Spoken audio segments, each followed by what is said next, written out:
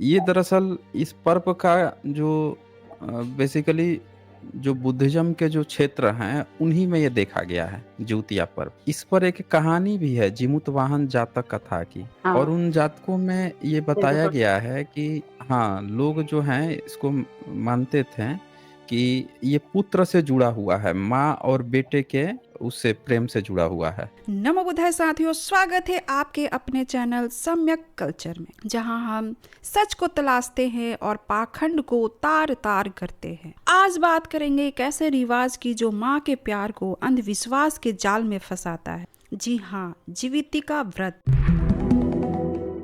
लाखों माएँ अपने बच्चों की लंबी उम्र के लिए भूखे प्यासे रहती है, अपनी सेहत को ठोकर मारती है। लेकिन सवाल ये है कि क्या ये व्रत सचमुच बच्चों की जिंदगी बचाता है, या ये बस एक पाखंड है जिसे हमारी माएँ बेकार में ढो रही है। और सबसे शर्मनाक बात, हमारी तथाकथित आधुनिक जेनजी पीढ़ी इस पाखंड को चुपचाप हवा क्यों दे रहा है। साथियों, जीवितिका या जीतिया व्रत खासकर बिहार, झारखंड और यूपी में मशहूर है। माएँ सुबह से शाम तक बिना खाए पिए कठिन उपवास रखती है।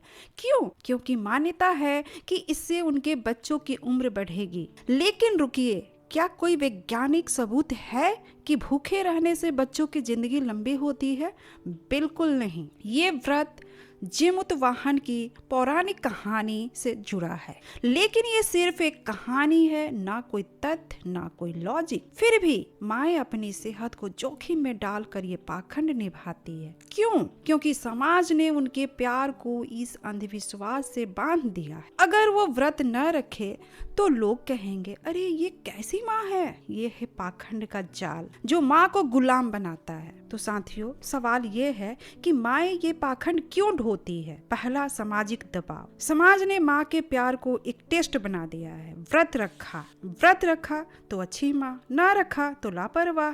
दूसरा, परंपरा का चक्र। सास ने माँ को सिखाया, माँ बहू को सिखाएगी, ये चक्कर चलता रहता है। और तीसरा, प्यार की मजबूरी। माँ को लगता है कि ये व्रत उनके बच्चों की रक्षा करेगा, लेकिन सच तो ये है कि ये व्रत न बच्चों का भला करता है न माँ का। उल्टा माँ की सेहत पर बुरा असर डालता है, कमजोरी, थकान और बुढ़ापे में बीमारियां। और सबसे दुखद, जिन बच्चों के लिए माँ ये सब करती है ना, वही बच्चे बुढ़ापे में उन्हें अकेला छोड़ देते हैं। फिर ये पाखंड ढोने का फायदा क्या?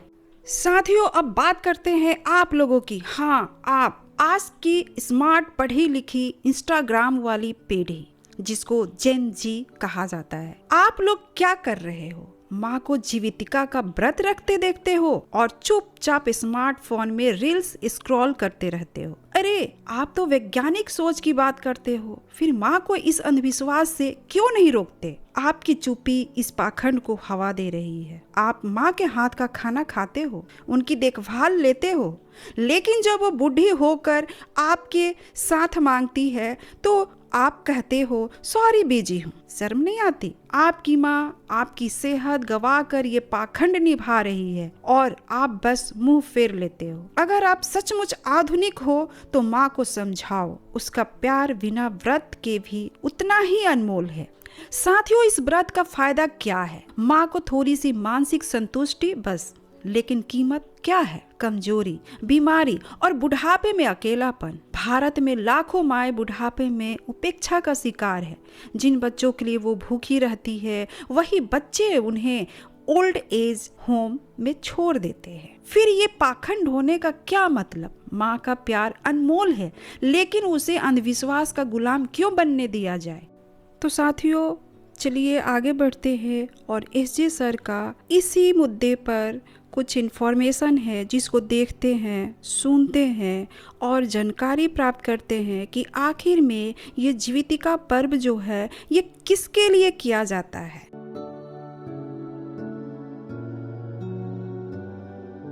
हाँ जी, शुपिंद्र महतो, बताएँ क्या कहना चाहते हैं? जय भीम, नमो बुद्धाय सर। हाँ जी, जय भीम, नमो बुद्धाय। बताइए। सर, एक प्रश्न है कि ये जितिया पवनी कब से ये चलन में आ गया? जितिया नाम का पर्व। हाँ, जिउतिया भी मना रहे हैं। ये जिउतिया जो पर्व है, ये कुछ मेरे ख्याल से आज ही कल में है ना? ऐसा ही कुछ है ना? जी सर जी। जी जी। हाँ, कल जिउतिया है पर्व। यानी परसों तक के। हाँ, हाँ, हाँ। ये दरअसल इस पर्व का जो बेसिकली जो बुद्धिज़्म के जो क्षेत्र हैं, उन्हीं में ये देखा गया है, जिउतिया पर्व। और इस पर एक कहानी भी है, जिमुतवाहन जातक कथा की। और उन जातकों में ये बताया गया है कि हाँ, लोग जो हैं इसको मानते थे कि ये पुत्र से जुड़ा हुआ है, माँ और बेटे के उससे प्रेम से जुड़ा हुआ है। माँ जो है अपने बच्चे को बचाना चाहती है, उसकी ज़िंदगी की उम्र बढ़ाना चाहती है। और इसी तरह की एक जातक कथा भी आती है, जिसमें ये दिखाया गया है कि एक राजकुमार आता है और वो जो है प्रवज्ञा ग्रहण कर लेता है धम्म का, और वो घूमते रहता है। वो बड़ा अच्छा-सा बाँसुरी वगैरह भी बजाता था। बाद में उसको ये बात पता चलती है कि यहाँ पे एक माँ रो रही है, और वो जो माँ जो रो रही है, उसका वो पता लगाने की कोशिश करता है, तो पता चलता है कि उसका एक ही बेटा है, और उस बेटे का टर्न है, वो जाएगा वहाँ पे जो एक पर्वत है उस पर जाएगा, वहाँ पे एक गरुड़ रहता है जो उसको पकड़ के खा जाएगा। तो और चूँकि वो पहले किसी को भी मार के खा जाता था, तो एक डील हो गई थी कि हम एक-एक व्यक्ति को भेजेंगे वहाँ पे, और तुम एक-एक को ही मारना, इससे जो जब तक ज़िंदा रहना चाहता है तब तक रहेगा। तो इस बार टर्न उसके बेटे का था, उस माँ के। जी तो वो जब राजकुमार को ये बात पता चलती है, तो वो सोचता है कि मैं तो प्रवज्ञा ग्रहण किया हूँ, मेरा तो आगे-पीछे कोई है नहीं, और ये माता का मतलब उसको एक बोधिसत्व की तरह दिखाया गया है। तो जी। वो ये सोचता है कि क्यों ना मैं जो है, मैं ही चला जाऊँ। तो वो आप थोड़ा-सा म्यूट कर लीजिएगा। तो वो क्या, हाँ, वो क्या करता है कि उसकी जगह पे वो चला जाता है। जब वो जाता है वहाँ पे, तो वो जो गरुड़ होता है, वो आता है उसको खाने के लिए, और जब उसको खाने के लिए आता है, तो ये इससे उसकी बातचीत होती है। जब बातचीत होती है, तो ये बातचीत करके उसी तरह से जैसे उँगलीमाल का तथागत तथागत बुद्ध ने उँगलीमाल का हृदय परिवर्तन कर दिया था, वैसे ही इसका भी हृदय परिवर्तन कर देते हैं, और जब ये चेंज उसमें देखने को आता है, तब से ये प्रॉब्लम खत्म हो जाती है। तो वही जीमूतवाहन जो था, उसका नाम था राजकुमार का। तो इस तरह की कथाएँ बहुत, और ये जो जिउतिया है, उसमें भी इसी तरह की कहानी बताई जाती है कि माँ जो है अपने बेटों के लंबी उम्र के लिए कही जाती है। इसमें एक पौधा आता है सतपुतिया, तो वो सतपुतिया जो वो होता है, उस सब्ज़ी जो होती है, उसमें कहा जाता है कि एक में ही 7 वो सब्ज़ियाँ होती हैं। 7 फली जो है, एक साथ ही, और उसकी लोग पूजा करते हैं। क्यों करते हैं? वो सोचते हैं कि एक नहीं, सीधे 7-7 पूत हों। क्योंकि उसमें क्या होता था कि वो ऐसा मानना है कि एक पूत जो है उसको वो मार ही डालता था, तो 7-7 पूत होंगे। जितने ज़्यादा पूत होंगे, उतना ज़्यादा हम सुरक्षित रहेंगे, घर-परिवार। तो ये कुछ लोकोक्तियाँ और ग्रामीण परिवेश की जो थिंकिंग वगैरह थी, उस हिसाब से इस पर्व को धीरे-धीरे एक हाँ। रूप ले लिया, जो जो नॉन ब्राह्मणिकल है। जी सर। ब्राह्मणिकल नहीं है ये। इसमें हाँ, नहीं है, नॉन ब्राह्मणिकल ब्राह्मणिकल है। नहीं। जी। हाँ, ब्राह्मणिकल में नहीं आता है, लेकिन बुद्धिज़्म से रिलेटेड ही जातकों से बढ़ते हुए ये कहानियाँ इस तरह से चली गई। आज भी लोग मनाते हैं, और उसमें ब्राह्मण का कोई भी रोल नहीं है। जी नहीं, तो इसका इससे कोई रोल नहीं हाँ। है। हाँ, इससे ये भी पता चलता है कि आज भी भारत में जितनी प्रथाएँ हैं, उसमें जो मेन-मेन मुख्य-मुख्य जो पर्व त्योहार थे, उसमें ब्राह्मणों ने सब। खुद से घुसपैठ की या कहानियाँ जी बदली हैं। सर। जी सर, हाँ, खुद से पैच करके अन्यथा घुसपैठ करके कहानी चेंज किया है।